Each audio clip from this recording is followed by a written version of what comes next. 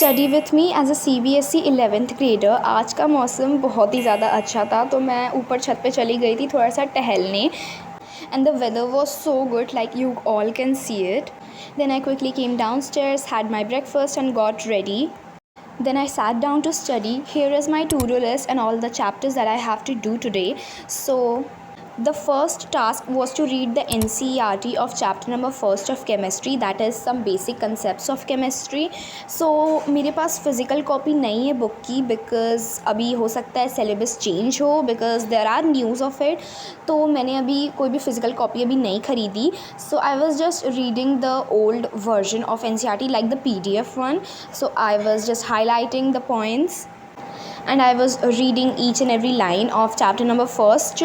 जब तक मैंने जहाँ तक लेक्चर देखा है तो वहाँ तक मैं उसको रीड कर रही थी एंड अंडरलाइन करती जा रही थी जो भी मुझे इम्पॉर्टेंट लग रहा था. So basically I've studied this chapter from the YouTube from Sunil sir. And मुझे लगता है ये जो चैप्टर है वो क्लास 9 के फर्स्ट एंड सेकंड जो चैप्टर है, स्टार्टिंग में इंट्रोडक्टरी जो पार्ट है वो फर्स्ट और सेकंड चैप्टर्स से थोड़ा बहुत मिक्सचर है उसके टाइप का. तो स्टार्टिंग के 2.5 आवर्स वीडियो के मुझे कुछ ज़्यादा ये चैप्टर हार्ड नहीं लगा. मैंने जल्दी से सारे जो कंसेप्ट से उसको NCERT रीडिंग के थ्रू रिवाइज़ कर लिया था, और क्योंकि मैं नोट्स भी बनाती जा रही थी तो मैंने उससे भी थोड़ा बहुत रिवाइज़ किया था. So actually this is my favourite part. I love highlighting things, and when I get the physical copy of that book I am sure to highlight all of the things. तो हाँ, मैं यही सब कर रही थी. And guys do tell me, तुम लोगों ने कौन सा बैच लिया है. लाइक अगर तुम ऑफ़लाइन जा रहे हो या ऑनलाइन जा रहे हो. ऑफ़लाइन का तो हम कहीं से भी ले सकते हैं, बट इन ऑनलाइन अगर मैं बात करूँ तो बहुत सारे प्लेटफॉर्म्स है जहाँ से हम उनका बैच ले सकते हैं. So do tell me in the comments कि तुमने कौन से लाइक प्लेटफॉर्म से बैच लिया है. And if you guys are preparing for any competitive exams like JEE और NEET और maybe even CA, CLAT, so there like many exams. तो तुम अगर किसी भी चीज़ के एग्ज़ाम्स के लिए प्रिपरेशन कर रहे हो तो उसके बारे में भी कमेंट्स में ज़रूर बताना. एंड ऑल्सो तुम कौन से ऑनलाइन कोचिंग कर रहे हो, so do tell me. Also मुझे बहुत ही सारी कन्फ्यूजन हो रही है बुक्स को ख़रीदने के लिए कि कौन सी बुक्स ख़रीदें, because I am thinking of preparing for JEE exams. So do tell me about that also in the comments. Books के बारे में भी तुम लोग ज़रूर बता देना कमेंट्स में.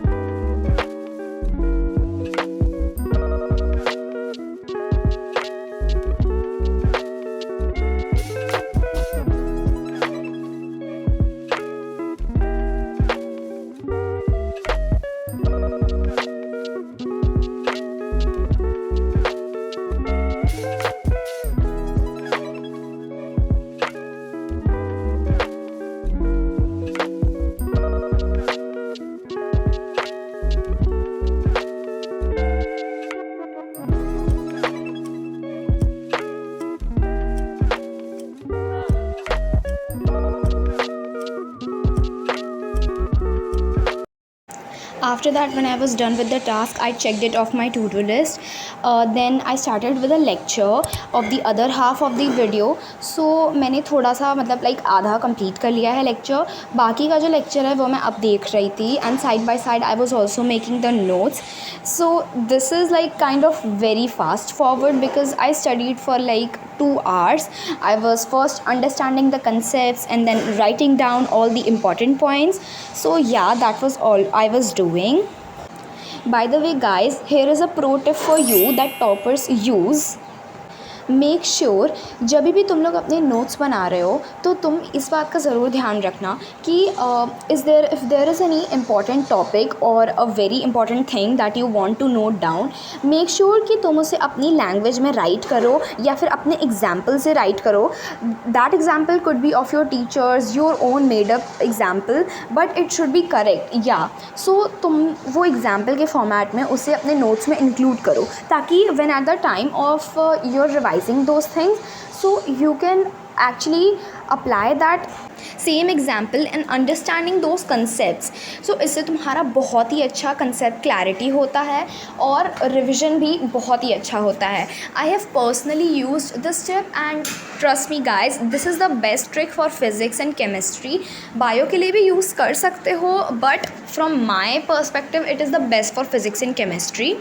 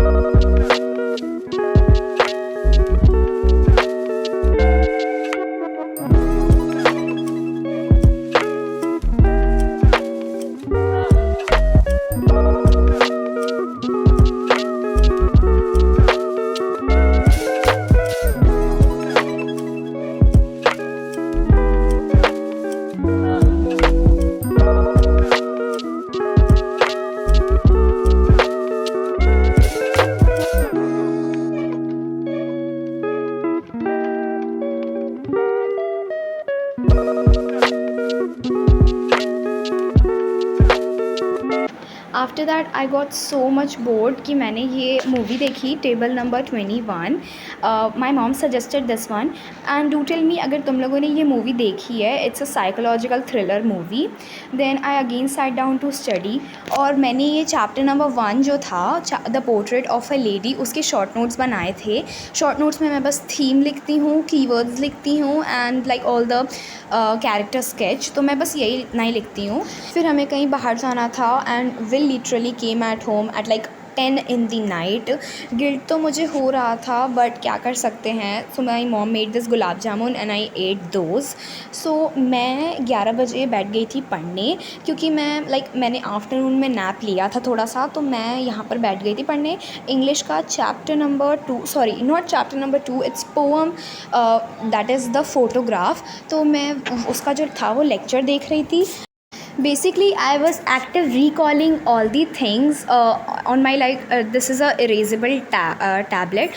So मैं उस पर सारी important जो चीज़ें थी उसे active recall करके पहले समझ रही थी and then फिर write कर रही थी. This is also a very great tip for everybody out there कि अगर आप लोगों को कोई चीज़ याद करनी है तो आप पहले उसे समझो and then फिर तुरंत write करो. This is active recalling for me. तो मैं उसको write कर रही थी चैप्टर नंबर जो पोम थी उसके कीवर्ड्स को and all the word meanings plus also some of the poetic devices. After that I made some of the notes from the poem. Here are all the theme of the chapter and this is the poetic devices of the chapters. तो मैंने उसको write किया and कुछ ज़्यादा मैं poem में नहीं write करने वाली हूँ. बाकी question practice I'll do in a separate notebook. After that I checked it off my to-do list. Best feeling ever. और ये था सुबह का थोड़ा सा नज़ारा. ये मैंने सुबह को रिकॉर्ड किया था. So you can see like how the plants are looking. They are looking so much pretty. The weather was also very windy at that day. यही था मेरा आज का दिन. Hope you enjoyed this mini study vlog. मैंने यहाँ पर सारी चीज़ें दिखाई हैं जो मैंने उस दिन पढ़ी थी. That was it for today's vlog. Bye bye, take care.